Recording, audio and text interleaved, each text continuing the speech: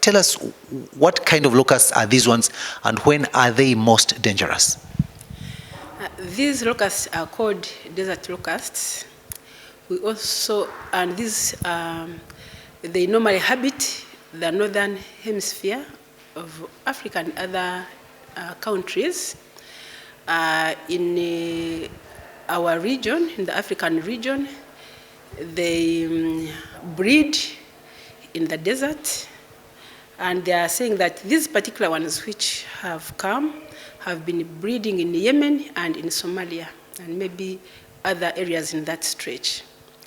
And there are other locusts which are called the red locusts. Those ones are found in southern Africa, and they breed in Zambia and Tanzania and those areas. So these desert locusts, as the name suggests, actually stay in the deserts. Where they stay in the deserts, we take very many years before we can get an outbreak. And this is because they lay their eggs in the sand.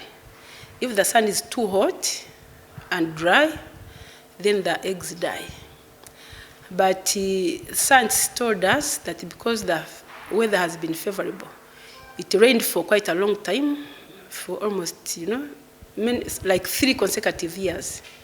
So the conditions were favorable. The soils were wet. I think even the grass was enough. So the locusts laid eggs, which hatched and matured, and the adult locusts also, they mate and then lay more eggs until the populations grow and they find that they cannot stay in one place, maybe because the food has got exhausted. So they decide to come together, aggregate, and then they swarm. The coming together and taking flight is what we call swarming. So they swarm looking for other areas where they can get food. This type of locusts, they don't travel at night because people are saying that why can't we catch them like we do in Senene and we eat them? When it becomes warm in the morning, they take flight. They move, they start flying. When there is wind, it helps them to fly long distances. They just spread their wings and they just are prepared and they can, yes, and the wind can take them wherever it wants to take them. Where we are at the equator, Uganda, Kenya, and the other countries at the equator, we are in a zone which is called Intertropical Convergence Zone. So we receive winds from southern hemisphere and winds from northern hemisphere, and they keep on rotating around our country. So these locusts, unfortunately, they are not now being propelled away from us because the winds are rotating, so they stay in this area.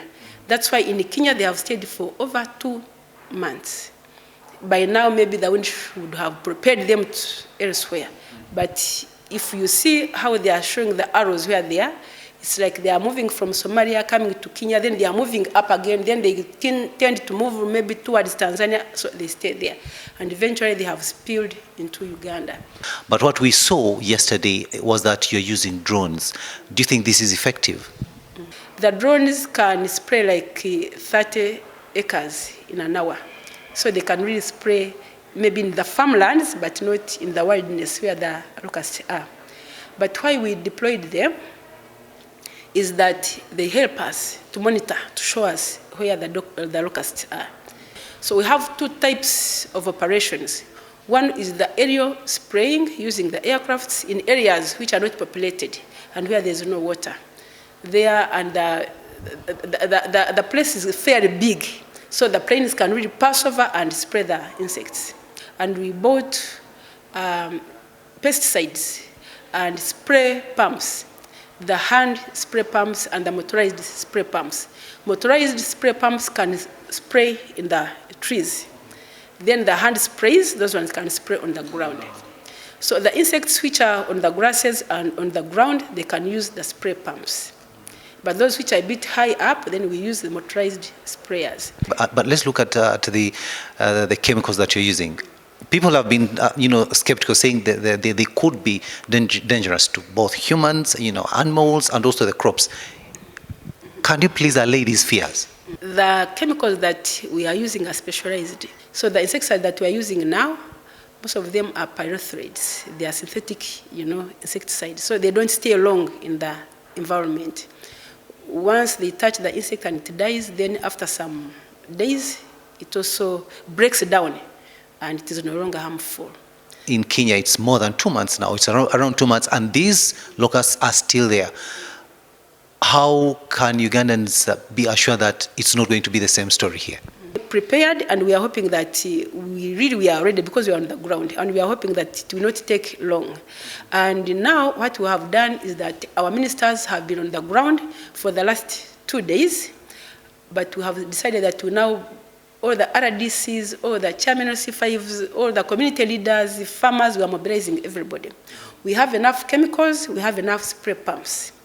If they spill over to the habited places, to the farmlands, every household will be given a spray pump and chemicals, and then they can control on their area.